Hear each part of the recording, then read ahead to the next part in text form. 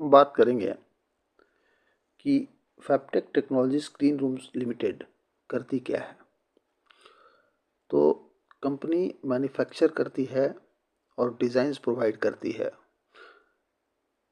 Solutions of pre engineered and pre fabricated modular panels and doors for building clean rooms for pharmaceuticals, health care and biotech sectors. ये इनके लिए clean rooms provide करती है, doors लगाती है pharmaceuticals, health cares and biosectors companies के लिए।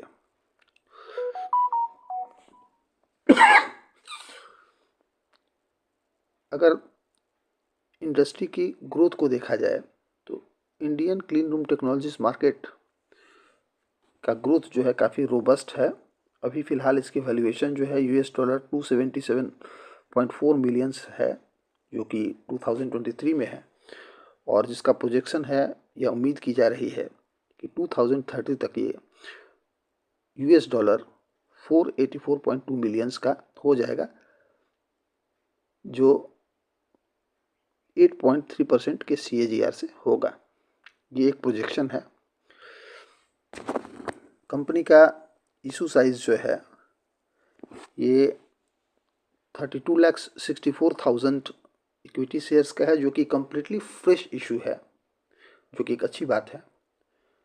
और जिसका अपर बैंड अगर देखा जाए, अपर बैंड 85 रुपीज़ है, तो इस हिसाब से ये कंपनी जो है आपको 27,74,40,000 रुपीज़ मार्केट से जुटाने के लिए है। अब कंपनी इस पैसे का क्या करेगी? तो कंपनी जो है इस पैसे का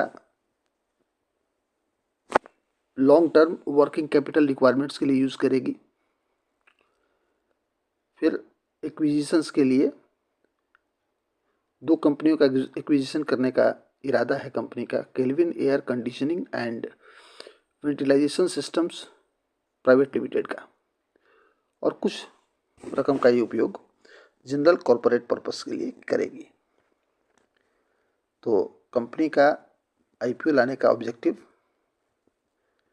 जो है ये हम लोगों ने समझा।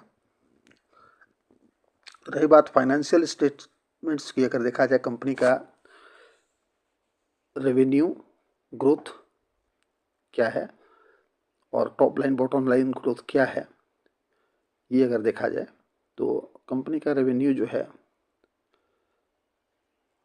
31 मार्च 2022 में 11,394.85 का था,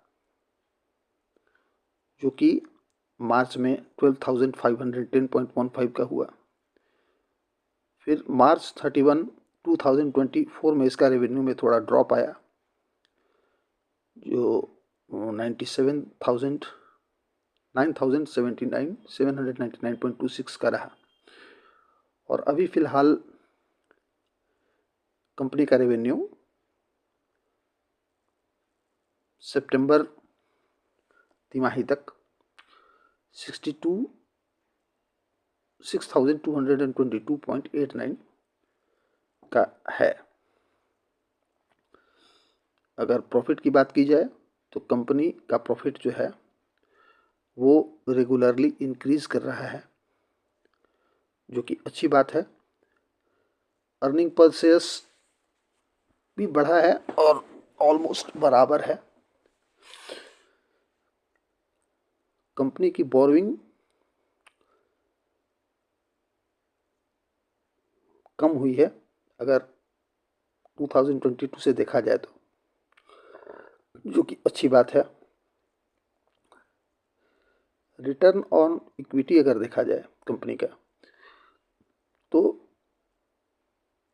लगभग 10% के आसपास है, जो कि थोड़ा कम है। Return on capital employed, total capital पे इसका जो रिटर्न है वो ऑलमोस्ट बराबर है। तो अभी हम लोगों ने कंपनी के ऑब्जेक्टिव्स को समझा, आईपीओ के ऑब्जेक्टिव्स को, आईपीओ कंपनी किस लिए ला रही है और कंपनी का financial condition in terms of income क्या है।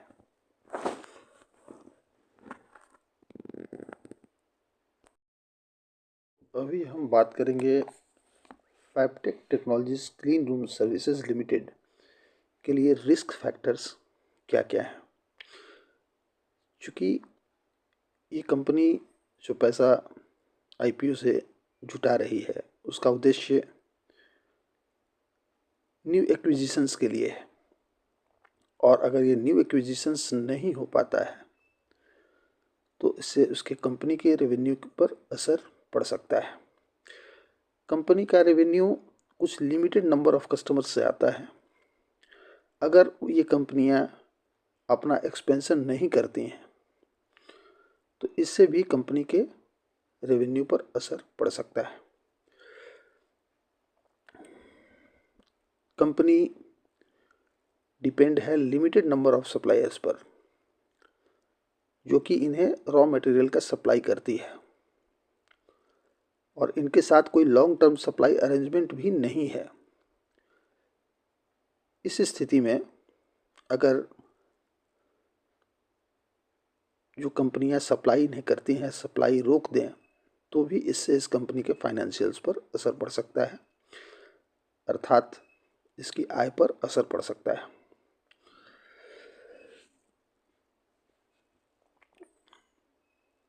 कंपनी के जो मैक्सिमम कस्टमर्स हैं वो pharmaceuticals, health cares and biotech sectors से हैं।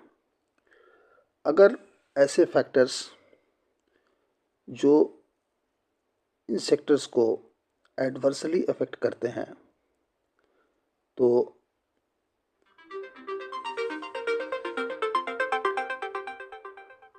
ये कंपनी जो है इस कंपनी पर भी एडवर्सली इफेक्ट पड़ेगा।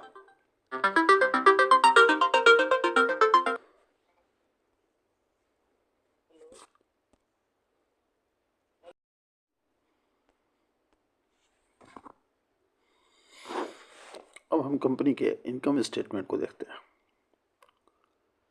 तो कंपनी का इनकम जो है वो लगातार एक जैसा नहीं रहा है। ऐसे टोटल इनकम देखा जाए तो वो ईयर 2022 से ईयर 2024 में कम हुआ है। रेवेन्यू जो है कम हुआ है इसका, जो कि बहुत से फैक्टर्स पे डिपेंड करता है। तो रेवेन्यू कम होना कंपनी के लिए अच्छी चीज़ नहीं मानी जाती है, किसी भी कंपनी के लिए। एक्सपेंसेस देखा जाए तो एक्सपेंसेस भी कंपनी का कम हुआ है। प्रॉफिट आफ्टर टैक्स अगर देखा जाए कंपनी का तो वो लगातार बढ़ा है। दैट मीन्स कि कंपनी जो है अपने प्रॉफिट को लगातार बढ़ा रही है, जो कि किसी भी कंपनी के लिए अच्छी बात मानी जाती है। अगर कंपनी अपना रेवेन्यू भी बढ़ाती है तो प्रॉफिट बढ़ने के चांसेस और बढ़ जाएंगे, प्रॉफिट और तेज़ी से बढ़ेगा, प्रॉफिट ग्रोथ और तेज़ी से होगा।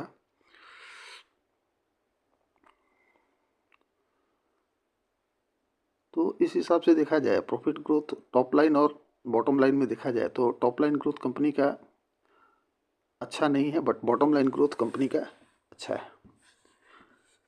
तो बॉटम लाइन ग्रोथ अच्छा है, ये कंपनी के लिए अच्छी चीज़ है। अगर कैश फ्लोज देखा जाए ऑपरेशन से तो कैश फ्लो फ्रॉम ऑपरेशन इसका 2023 में काफ़ी ही अच्छा था। जो कि 2024 में थोड़ा कम हुआ है, फिर भी 2022 से ये अच्छा है। तो ऑपरेटिंग प्रॉफिट भी कंपनी का जो है वो 2022 के कंपैरिजन में बढ़ा हुआ है, जो कि कंपनी के लिए एक अच्छी साइन है। कंपनी ने इस साल इन्वेस्टमेंट में काफ़ी अच्छा पैसा खर्च किया है, जो कि 581.03 करोड़ है।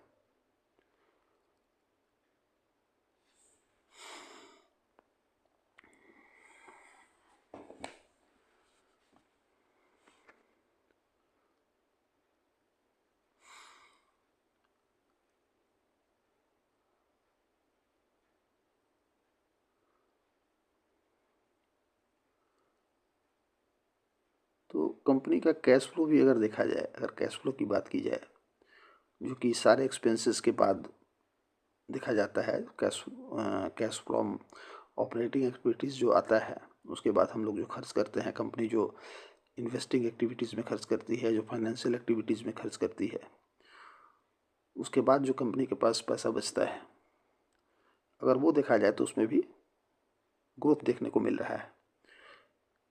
कहने का मतलब है कि कंपनी के पास कैश आ रहा है, जो कि कंपनी के लिए एक अच्छी बात है।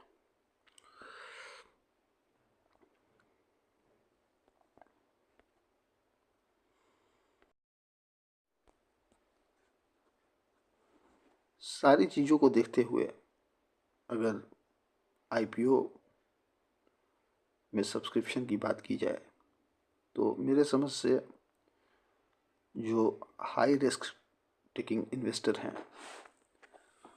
उन्हीं को इस कंपनी के आईपीओ में पार्टिसिपेट करना चाहिए, क्योंकि कंपनी के साथ इसके रेवेन्यू का ग्रोथ जो है बराबर एक समान रहने की कोई गारंटी इसलिए नहीं है, क्योंकि कंपनी लिमिटेड कस्टमर्स के साथ काम करती है। कंपनी को काम करने के लिए बराबर अपने लाइसेंस के रिन्यूअल की आवश्यकता होती है,